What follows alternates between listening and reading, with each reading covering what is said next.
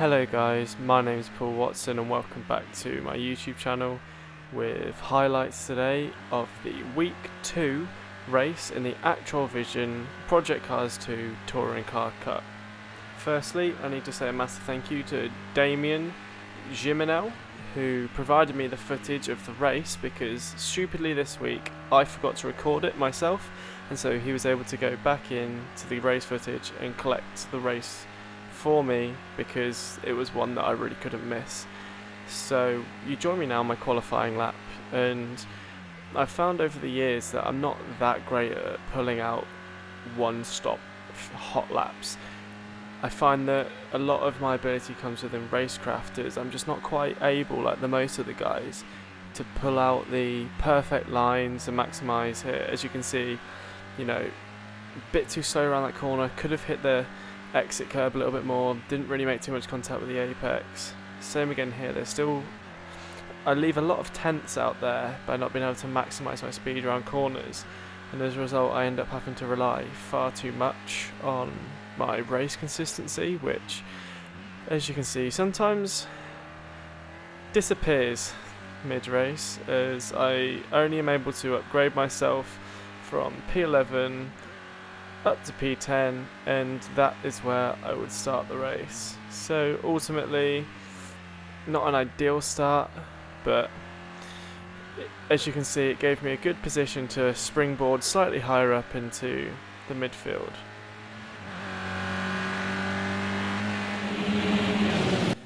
So you join us here for the start of the race, and I got a solid start off the line, moving straight up immediately into P9. And as it is with most races, there are quite a lot of opportunities to move up. So make a little bit of contact here, went a little bit too deep to the corner, so I apologise for that one to him after the race. But I was able to move up into P8, which was a solid start for me. But as I highlighted last week, bottling is a major problem in my races.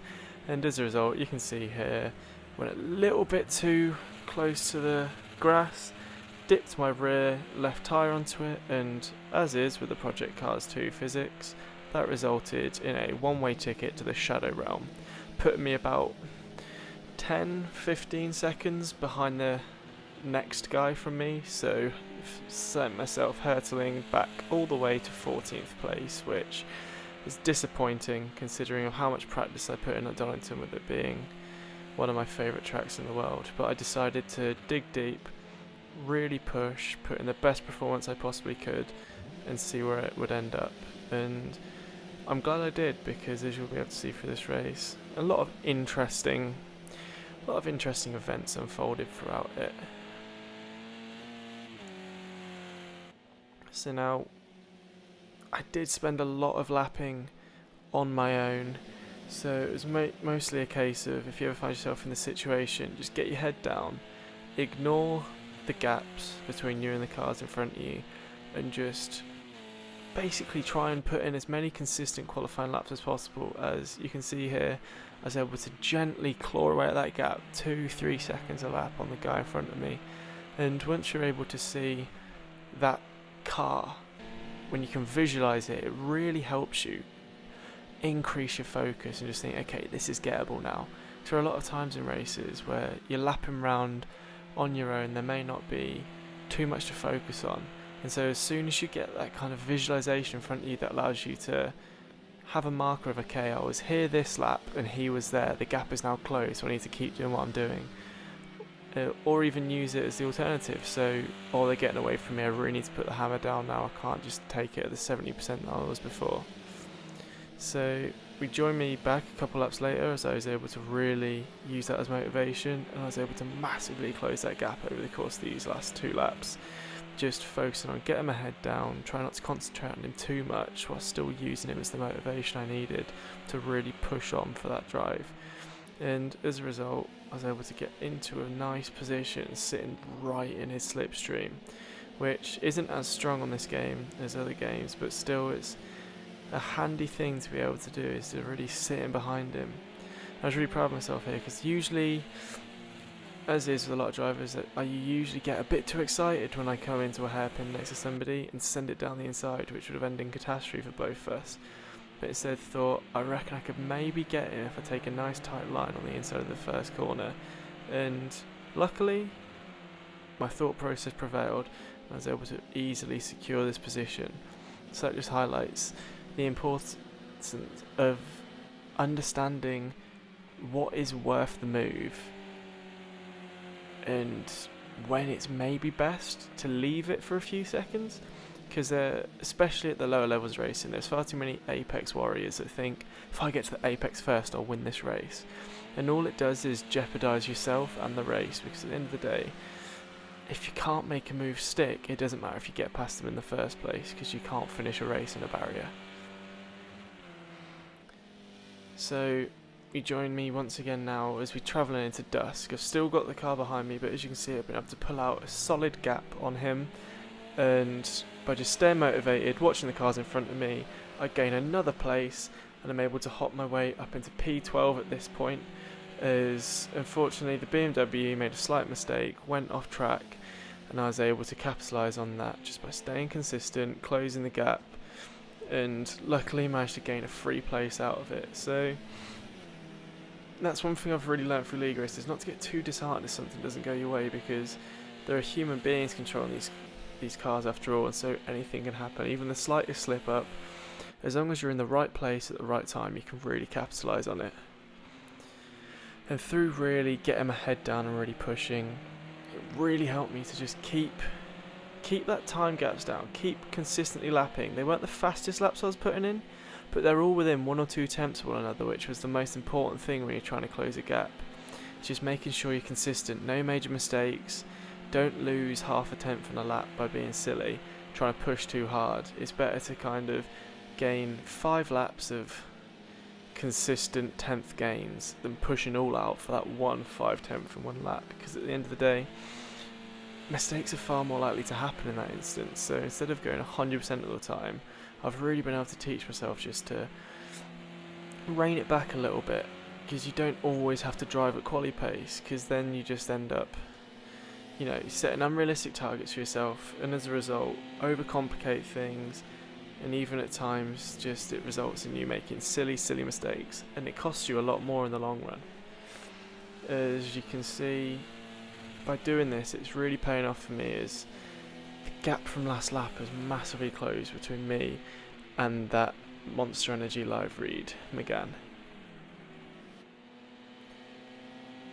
Stupidly for me though, I made the mistake of focusing too much on the car in front, and as a result lost a few tenths that lap to the car behind by not cutting the slipstream. As a result, let him get back well within bumper range from me, which enabled him to have a nice little look down at turn 1 here. Luckily though, I was able to spot it early doors, just hold my regular line, try and force him into a braking point mistake, and as a result he ended up running a little bit wide, but this allowed him to get a really nice run coming down into corners 2 and 3 on me. So at this point I was no longer focusing on the car in front, and I had a real feeling that this guy was going to try and make a move on me, as he takes a nice line for that corner there, as we end up side by side, and unfortunately he overtakes me once again. So he regains his place after the mistake he made earlier, and fair play to him, because the fantastic consistent driving he was putting in really been able to close down that gap on me, as I have been doing previously to the Monster Energy car in front. But I decided, let's try and maybe work together here. In my head I thought, okay, if I can sit in his slipstream, use him to drag me closer to the car in front for the rest of this lap, the next lap I might be able to make a move on the Monster Energy car. But I didn't really stick to the plan, saw an opening and dived down the inside. And to be fair, I was really proud of that move, because I'd planned it, I'd looked at the start of that straight and thought, I think I'm close enough here to make a move. And as a result, safely but also efficiently dived down the inside of him, regained the position I lost early that lap, and was able to then really drop the hammer and chase after the Monster Energy car in front. Okay, so you join us another lap or 2 later. The gaps between us are pretty similar, however I've really been able to close down the gap on the Monster Energy car, which was my main target all race, because that enabled me to move up to, at the time, P10, which was really big for me, considering that I'd gone all the way down to P14, and I had a look down the inside here, thought maybe I could make a move. We stay very tight, he comes across, did very well not to make contact between us there, and I decided to stick to the inside line, just absolutely go flat out through this section, try not to lift, but he just had a bit better of a drive out than me and able to then tuck back in front again after going side by side for so long. But this allowed the BMW to take another look down my inside. Luckily though, he was a little bit too far back to make the move stick, didn't make contact with me, and as a result we're able to then stay in a nice little tandem. Then you can see here, he joined us another lap later. After that little dive that he tried on me, he eventually started losing time each lap, and I was able to really stick to the bumper of this Monster Energy car. And using the same tactic that had been used against me a few laps prior by the BMW, I was able just to really focus on getting the best run out possible out of this corner. Unfortunately he ran a little bit wide, had to slow down, and ultimately I was able to then tuck in nicely in front of him, get the move done, up into P10, get ready to be there to collect my points. And at that point I was really proud, like being able to come from dead last all the way up to P10, securing a point after the mess that I made for myself at the start of the race. It's really happy. It was one of my favourite drives of my entire career so far as a sim racer, and ultimately I just figured, yeah, I think I can be competitive. But then he tried another dive down the inside. I was able to hold it off.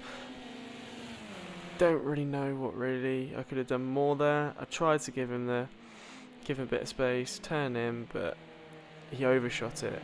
And this BMW really didn't want to give up this position either. I really had to fight for it. But unfortunately for him, got a bit over it, happy on the accelerator, lost the back end. And as a result, I was able to grow a bit more of a gap and practically secure my P10. However, positive news, somebody else had to retire. And as you join me now for the last few bits of my final lap, you can see I'm sat here in P9, and ultimately I really didn't expect this at the start of the day. After I'd spun out in corner number 4, I just figured, yeah, there's not too much more in this race for me, but stick at it, it's half an hour, anything can happen. And from being dead last to securing 2 points, I was really proud of that drive. But thank you all once again for watching. And also thank you all for the great support in the last video, as it got over 60 views, which for a first ever video of mine I didn't even expect to break 15. So I really hope you guys enjoyed it. Once again, let me know in the comments below what I can do to really improve this content, as I really care about trying to give you guys the best possible entertainment. So if you did enjoy it, please don't forget to like, comment down below what I should improve on, and subscribe, and I'll see you all next week for another video.